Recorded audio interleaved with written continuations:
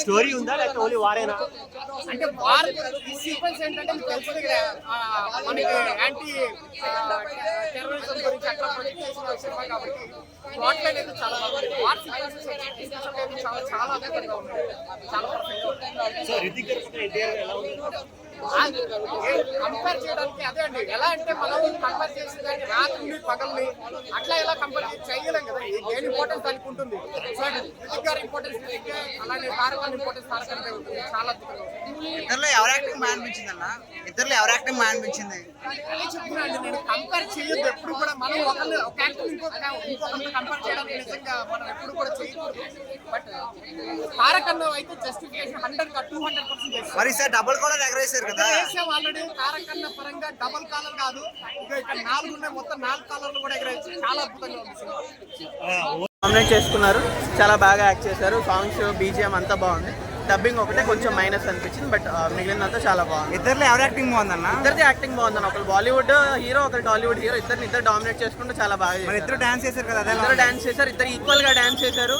రితిక్ ని డామినేట్ చేసి ఎన్టీఆర్ వేస్తున్నాడు ఒక స్టెప్ లో, ఎన్టీఆర్ డామినేట్ చేసి రితిక్ వేస్తున్నాడు. బాలీవుడ్ సినిమా కదా, ఎన్టీఆర్ గారిని బాలీవుడ్ సినిమా ఎక్కడ లేదన్న. మీరు డబ్బింగ్ మూవీ చూసినంత వరకు తెలుగు లైక్ టాలీవుడ్ ఇంక్లూడ్ అయింది, బాలీవుడ్ ఇంక్లూడ్ అయింది. Complete Indian movie. Tollywood Bollywood అని కాదు, కంప్లీట్ ఇండియన్ మూవీ. వాళ్ళిద్దరికి యాక్షన్ సీన్స్ ఎలా ఉన్నాయి? యాక్షన్ సీన్స్ కంప్లీట్ అన్న.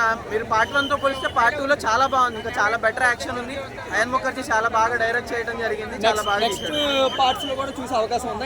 ఎన్టీఆర్ ని పార్ట్ 3 లో మాక్సిమం డెఫినెట్లీ చూడొచ్చు. విల్ బి బ్యాక్ అని చెప్పి లాస్ట్ లో రివీల్ చేస్తారు.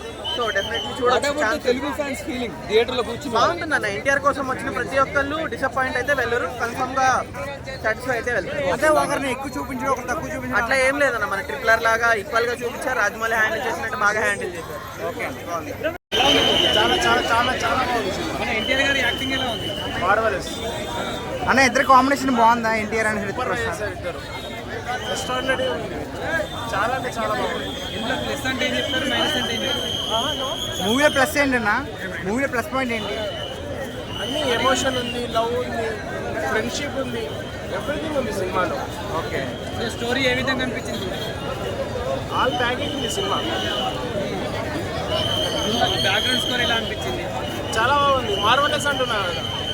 ఓవరాల్గా రేటింగ్ ఎంత ఇస్తామన్నా?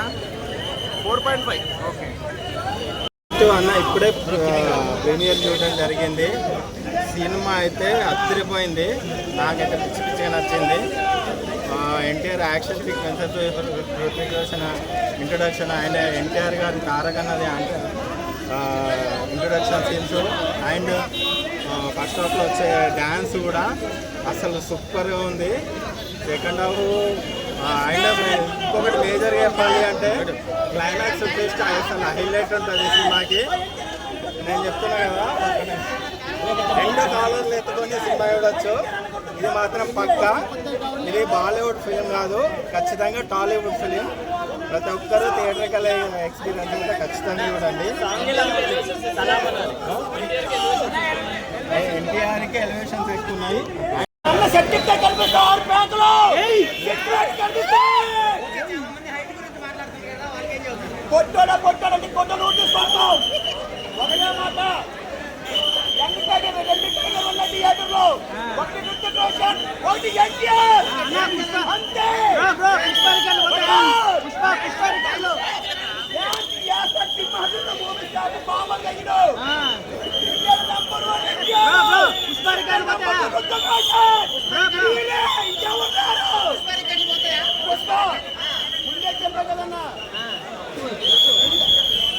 సినిమా వస్తే ఇండస్ట్రీ షేక్ అవుతుంది అంతే, ఇంకేమీ లేదన్నా.